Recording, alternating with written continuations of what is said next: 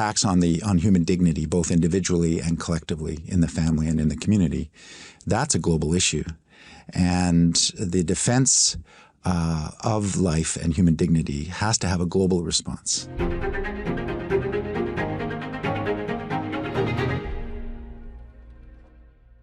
Hello, Lifesite friends. Aren't you sick of the cancel culture? Aren't you sick of the overlords at YouTube deciding what you'll be able to see and what you won't? Are you sick of them dictating morality and your use of pronouns? Well, we have had enough. With rampant attacks and continuous censorship we face here at Lifesite News, we've decided to bite the bullet. We are taking video into our own hands and we're playing on our own terms rather than the whims of big tech. We have launched our own video platform. Now we have the ability to showcase our important news and views without the risk of being banned and silenced.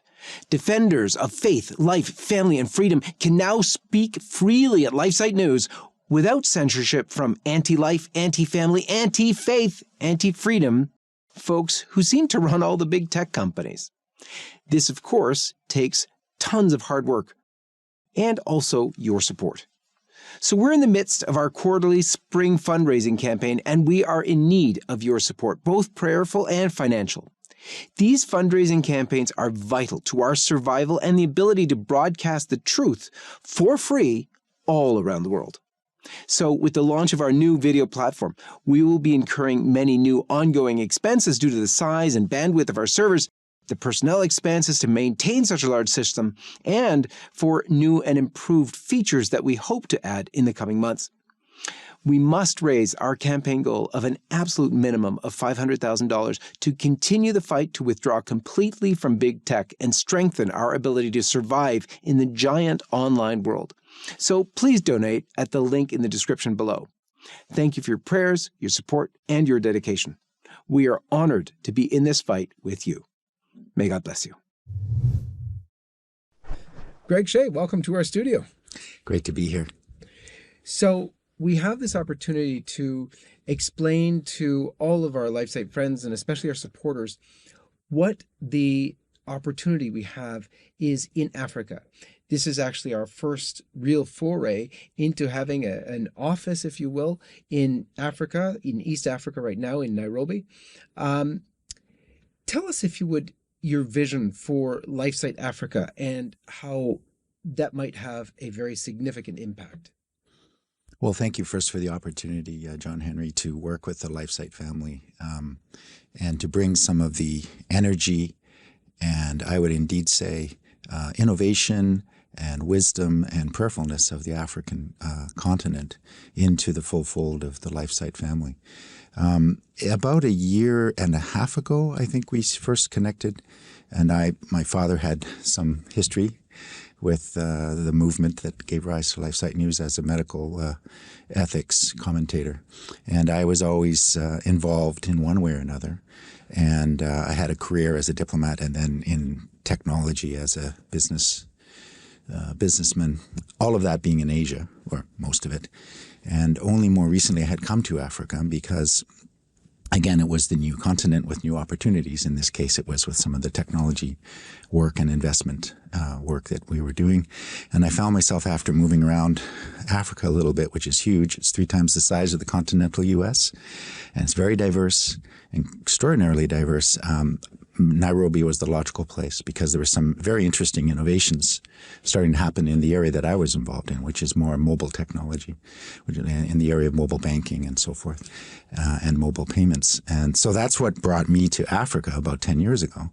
And then more recently, again, alluding to that history of interest and support for pro-family and pro-life, I felt strongly that there was a need for a greater connection of that which was happening in Africa, both in terms of the faith in general and those issues as they were evolving, and they were starting to be influenced by global forces, for that to be connected to the greater world so that there could be both an awareness of experiences that had outside in managing and dealing with and confronting some of the challenges there, as well as indeed inspiration from Africa outward in terms of the enthusiasm and the energy and the spirit that they have for life. And so it was in that regard that we started about a year ago. And we have our first associates now who are starting to get involved and trained in reporting and building up their cadre of experience. And it's been, 2 steps forward, 1 step back, as it always is in an initial setting. But I think on the whole, and especially since the recent visit of yourself and Jim, I think it's been quite an interesting ride, and we're just getting started. Amen to that. There was a lot of providence in this latest trip to Africa. We decided to do that. It's always a hard decision to make, to expend the expenses, but you always wonder what you're called to do. And it was very interesting, the timing, because we did it because really of your suggestion. And, it was fortuitous for doing it at that point for you. But then after we book it, we find out that Pope Francis is indeed going there as well, shows up there while we're there. Mm-hmm. We're able to be, therefore, on that time schedule, able to react immediately to what's gone on with the plane interview on his return trip when we were still in Africa. And then a couple of weeks later, Jill Biden, the First Lady of the United States, is there. And on all accounts, they're pushing the same anti-life, anti-family agenda that we were just there with the bishops talking about, the Archbishop of Kampala, the Bishop of Kitui in Kenya. And so this was a totally providential timing, such that you had the answer while the Pope was calling out in late January 25th, calling out the bishops of Africa in need of conversion on these anti-sodomy laws. We were able to get to Africa very shortly thereafter and have the bishops explain their support for these anti-sodomy laws. He then goes away, in the early February, again calling for the same thing, and yet we have the answers at the same time. And then when Jill Biden's there, promoting contraception and telling the young people to go and bring the contraceptive message to their schools and their churches, we're able to garner the reaction from not only Kenyan politicians but also from church leaders, because we have these direct contacts in Africa. So it's been a very providential and very fortuitous for Lifesite interaction already, right at the beginning of our working together. So that's truly amazing. But take us deeper, if you will, into Africa and the benefit of being there for Lifesite, for those who love life and family. Well, I see it as, from when we were working in the past, I worked in these global technology companies, and they would talk about 3 time zones when they were developing their software to move through the different time zones. And they'd address all the markets, and this was the big expansive vision. In a way, when we're looking at the global challenges of attacks on human dignity, both individually and collectively in the family and in the community, that's a global issue. And the defense of life and human dignity has to have a global response. And that global response is really impoverished if it isn't including the Africans. Now, not simply because of demographics, and we all know the history of that in recent decades. Religion in general, be it any of the Islamic or Christian, Protestant and Catholic, have all found fertile soil and they've boomed, so to speak. And we all know about this numerically, and that's part of the demographic of youth of Africa as well. But I think more importantly, there's an insight which comes from an African sense of the balance between the individual and the community, which also is part of the response and also is part of the global solution set. And I think one of the lay leaders that we met was the head of the lawyers and the professional association in Nairobi, who put that so well. That in Asia they have this genius of the rights and the dignity of the community, and in the West they have the individualism and individual rights, and in Africa we like to think we bring that together. That's an example of the innovation, if you will, or that different perspective that comes from the cradle of humanity. And so that, as much as we are helping, and they very much appreciate, and it's amazing how many people follow Lifesite in Africa. I think you found that in Nigeria and in Kenya and all over in South Africa. But at the same time, their ways of responding to and informing their thought and their belief on these challenges to human dignity, I think are inspiring as well for all of us. Just a quick note before we return. If you would like to stay up to date on Lifesite's coverage of the latest life, family, and culture news, subscribe to one of our many newsletters by going to lifesitenews.com/subscribe. And if you'd like to help us bring our truth-telling coverage to millions around the world, please consider making a one-time or monthly donation at give.lifesitenews.com. And now, back to the video. One of the, I think, neatest opportunities that is there is that, Lifesite's been around now for over 25 years. We've basically charted the decline and fall of the entire West, of America, of Canada, of all of Europe, basically losing it on life and family to an extent now that it's total insanity. Yet Africa's not there yet.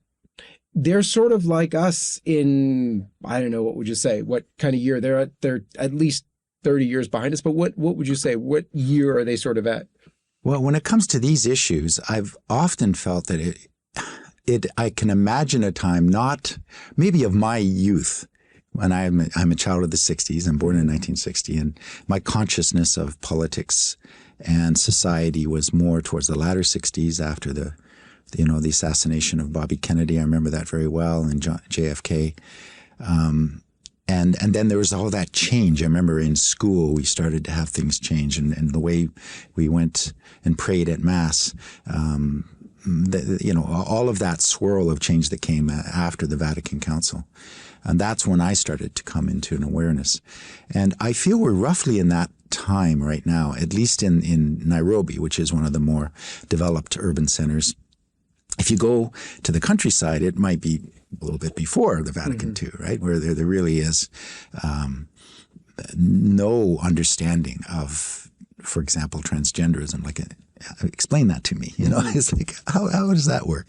And so many of these issues, it would be perhaps something more in the classic time of Ozzie and Harriet Nelson or something, or the family is well defined. And but I think if you get into the city, obviously like Nairobi, which is a major center of international engagement through the UN system, and through, again, even in my sector in IT and technology, it's one of the 3 or 4 cities that would be bridgeheading Africa into the international environment.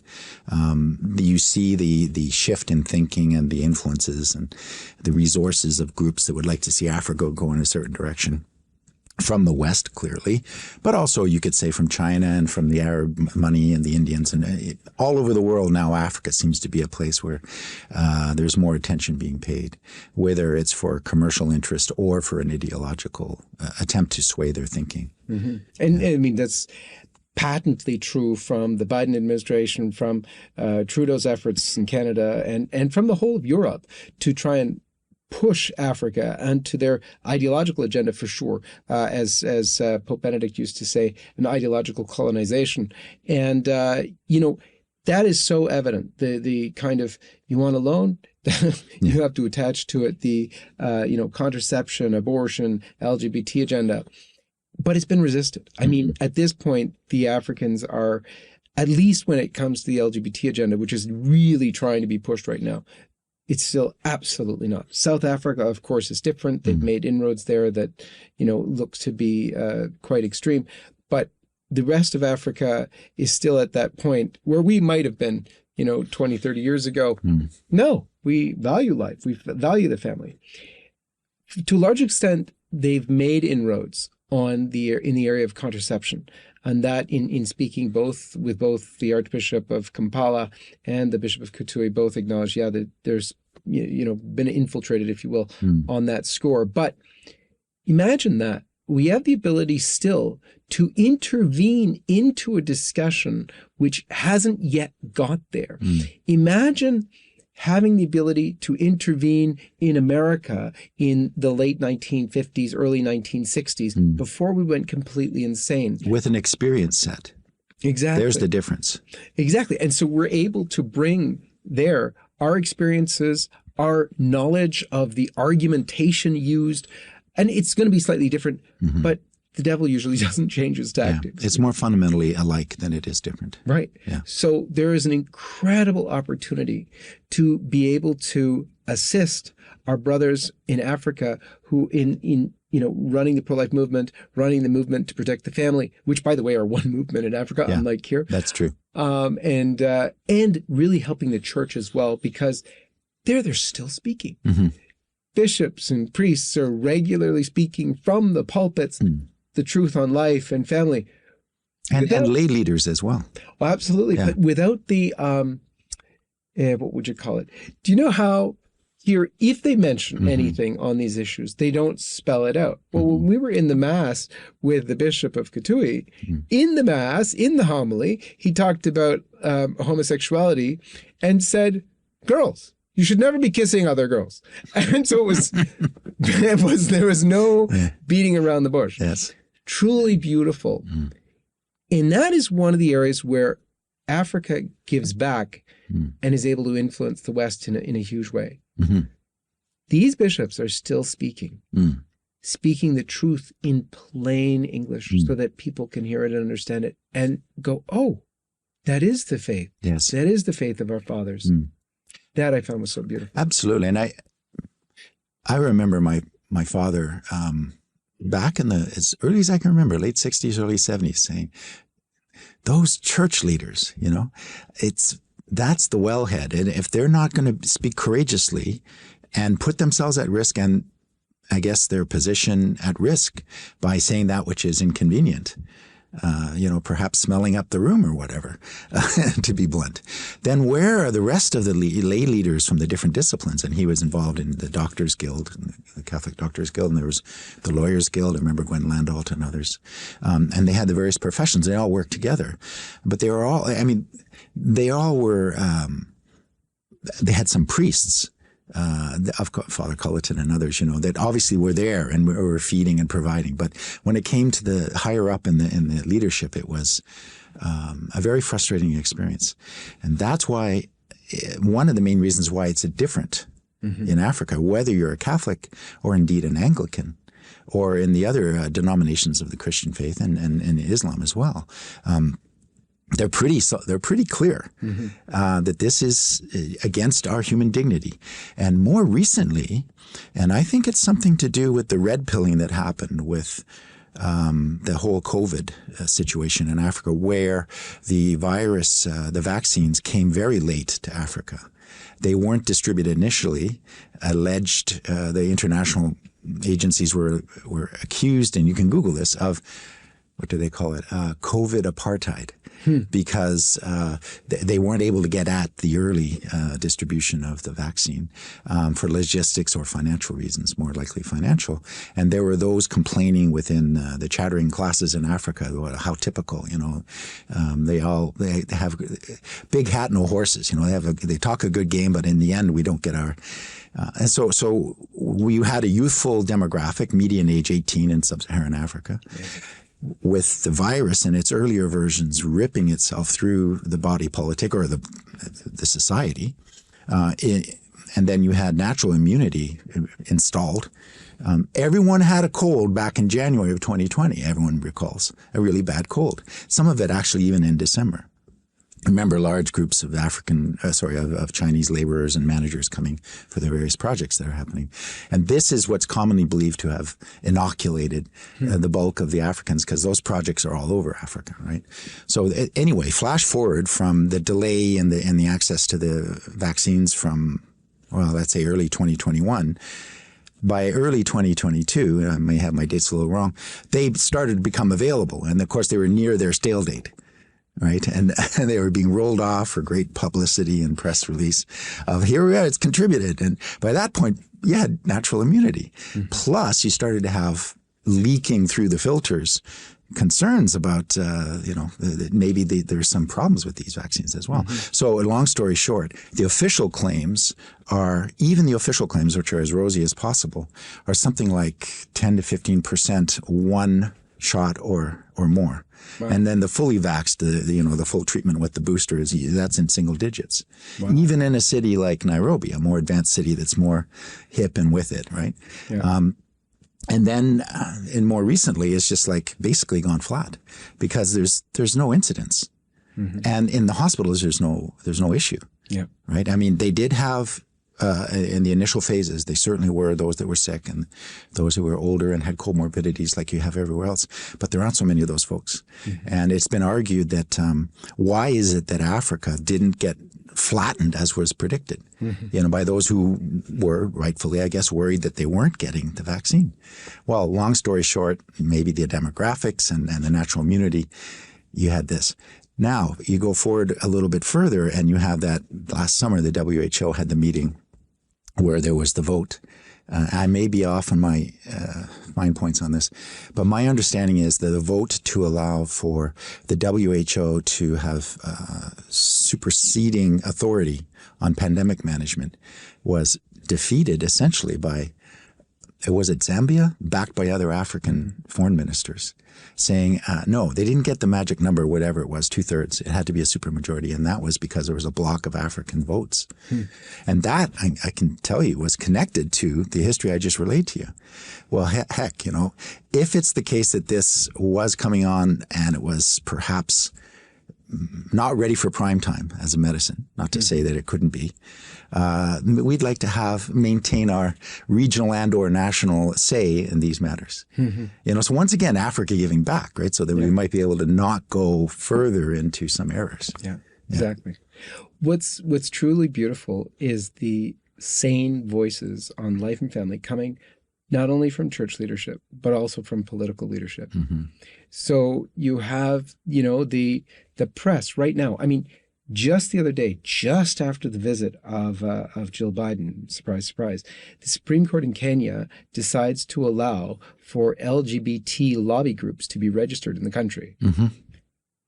But, okay, so bad news. But to hear the chorus of united complaint from all the politicians, from all of the church leadership, from every denomination of Christianity, and from the Muslims, and the whole of the populace, that's incredible. That's right. Yeah. And it's beautiful because, I think the West is so used to political correctness. Oh, they've made another pro-trans whatever decision. Everybody keep your head down. We'd like to say what we'd like to say, but we can't, so we say nothing. And it's a robust rejection. Yeah, it's a tissue rejection. It's amazing. And so that is and should be so inspiring for us in the West. That's some of the beauty of being able to interject into Africa and them being able to interject into America and the West.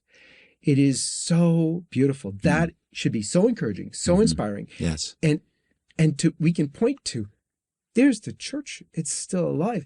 There's true politics, it's still alive. Yes, and an authentic response. And I went on at maybe at too much length on the whole dynamic of the COVID. And that is, in a sense, a red pill moment for African, not just African elites, but African populations. There was hey, let's hold the show here.